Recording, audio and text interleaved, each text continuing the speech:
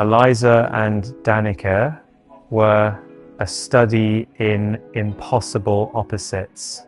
Eliza was rhythm and late-night heat, her body a blur of motion, in exotic dance rehearsals that lasted until the sun came up. Danica was the silence of a library, logic, strategy, and the cold, calculated world of online chess. They were each other's home, a perfect equilibrium where fire met frost.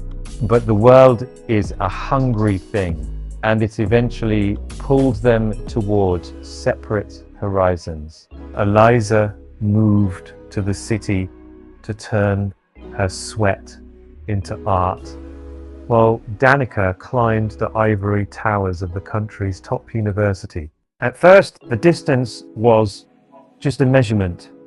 They had their daily calls, sharing every small victory and minor defeat. But slowly, the city's pulse became louder for Eliza, and the academic pressure grew heavier for Danica. Daily calls dissolved into weekly updates. Weekly updates turned into monthly texts. Eventually, the texts stopped altogether. A silence settled between them that lasted years, a quiet, aching void where their friendship used to live. They weren't enemies, they were just becoming strangers who knew each other's secrets. 5 years passed like a whirlwind for Eliza. She wasn't just a dancer anymore, she was a brand.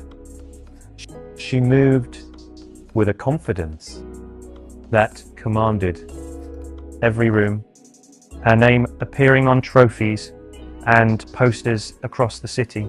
On the morning she officially signed the lease for her own dance studio, she felt invincible. She stood in the empty, sun-drenched space, imagining the mirrors filled with students and the air thick with bass. She was finally the sun at the center of her own universe. She had won. While Eliza was winning, Danica was losing. The ivory towers had become a cage. The logic she prided herself on couldn't solve the chaos of her personal life. On the very same day, Eliza was popping champagne at her studio. Danica was walking down a sterile, fluorescent-lit hospital hallway. She felt like a shadow of the woman she used to be. The cold strategy she had mastered for chess, useless against the crushing weight of her reality. She was alone, navigating a world that had no place for her struggle. Danica sat on the edge of a cold hospital bed, clutching a positive pregnancy test until the plastic crinkled in her palm. She reached for her phone, hoping for a lifeline, only to see the blocked notification from the man she thought loved her.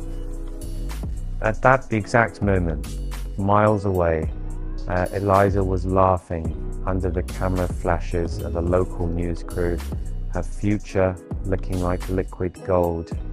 One was becoming a star, reaching the pinnacle of her dreams. The other was becoming a ghost, disappearing into a nightmare she never saw coming. The bridge between them was gone.